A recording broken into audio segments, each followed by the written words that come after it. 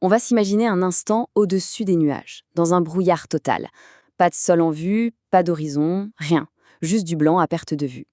Et pourtant, là-haut, les avions se déplacent avec une précision d'horloger. Allez, on va décrypter ensemble comment fonctionne cette incroyable autoroute invisible. C'est vraiment la question centrale, non? Quand notre sens le plus important, la vue, ne sert plus à rien, comment est-ce qu'un appareil de plusieurs centaines de tonnes arrive à se frayer en chemin en toute sécurité? Eh bien, la réponse, ce n'est pas de la magie, c'est une méthode. Et là voici la clé de tout, le vol aux instruments. On dit IFR pour Instrument Flight Rules. C'est un ensemble hyper complet de règles, de procédures et bien sûr de technologies qui crée une sorte de réalité augmentée pour le pilote. Ça lui permet de voir ce qui est invisible pour ses yeux. Alors, avant même de mettre les gaz et de décoller, tout commence bien avant, au sol, par une préparation minutieuse. C'est vraiment là, dans les bureaux, que le vol prend forme. Première étape, bien sûr, définir le chemin à suivre. Mais attention, il faut oublier tout ce qu'on connaît des cartes routières. Dans le ciel, les routes, elles sont complètement invisibles. À première vue, cette carte, ça peut ressembler à un vrai casse-tête. Mais en fait, c'est un réseau ultra organisé d'autoroutes aériennes, ce qu'on appelle les airways. Chaque ligne, chaque petit symbole, chaque chiffre, tout ça représente un point de passage, une altitude à respecter ou une fréquence radio. C'est la structure même de notre autoroute invisible. La priorité numéro 1, absolue, avant même de penser à la destination, c'est de ne rien heurter. Logique. Quand on vole dans les nuages, on ne voit ni les montagnes, ni les grandes antennes. Il faut donc une garantie, une certitude mathématique de ne jamais les croiser. Et pour ça, on crée une véritable bulle de protection autour de l'avion. Ces altitudes minimales, elles sont gravées dans le marbre de la réglementation. Elles assurent que même si on ne voit rien, l'avion passera toujours et largement au-dessus de n'importe quel obstacle. C'est une marge de sécurité qui n'est absolument pas négociable. Bon, éviter de percuter le relief, c'est une chose, mais il ne faut pas oublier qu'il y a d'autres avions là-haut. Le ciel a beau être immense, les autoroutes aériennes, elles, sont des couloirs assez étroits. Il faut donc absolument organiser le trafic. Et la solution, elle est aussi simple qu'ingénieuse. C'est la règle dite semi-circulaire. Pour faire simple, si un avion se dirige vers l'est, il va prendre une altitude impaire. S'il vole vers l'ouest, il prendra une altitude paire. C'est comme créer des étages différents pour les deux sens de circulation. Ça sépare verticalement les avions qui se croisent et ça évite bien des soucis. Ok, donc la route est tracée, elle est sécurisée. Mais la question maintenant, c'est comment le pilote sait-il où il se trouve à un instant T sur cette fameuse route invisible? On passe à la navigation pure et dure. Tous ces symboles qu'on a vus sur la carte, ce ne sont pas de simples dessins. Ils représentent des balises radio qui sont au sol. Ce sont en quelque sorte les phares des pilotes. Ces balises émettent des signaux en permanence et les instruments dans le cockpit les captent pour indiquer au pilote sa position exacte par rapport à elle.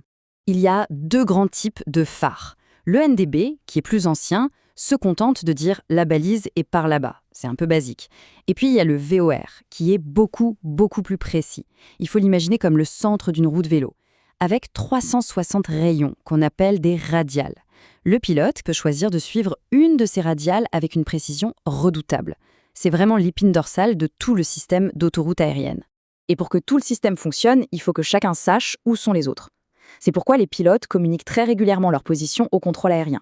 C'est un véritable rituel, un compte-rendu qui suit toujours cette structure très précise. C'est un peu comme faire un check-in régulier pour dire « tout va bien, je suis là où je suis censé être ». Bien naviguer, c'est crucial. Mais sans carburant, ça ne mène pas loin. Et en IFR, la gestion du kérosène, ce n'est pas de l'à peu près. C'est une science exacte, avec des marges de sécurité partout. Ce qu'il faut bien comprendre, c'est que la quantité de carburant nécessaire pour faire le trajet, disons, de A à B, ce n'est qu'une partie du total embarqué.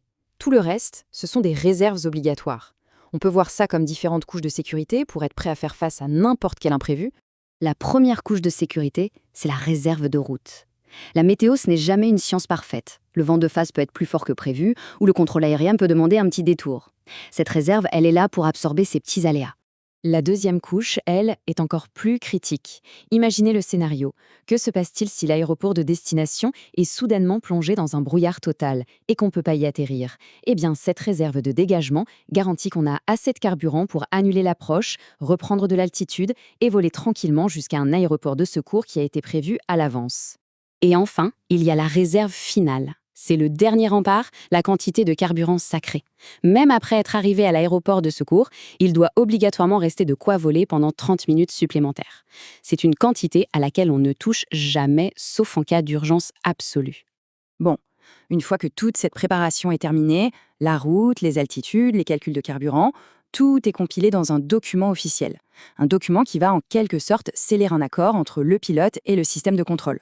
Ce n'est vraiment pas une simple formalité administrative. En fait, déposer un plan de vol, c'est comme signer un véritable contrat. D'un côté, le commandant de bord s'engage à suivre le plan à la lettre, et de l'autre, les services du contrôle s'engagent à assurer la sécurité de ce vol.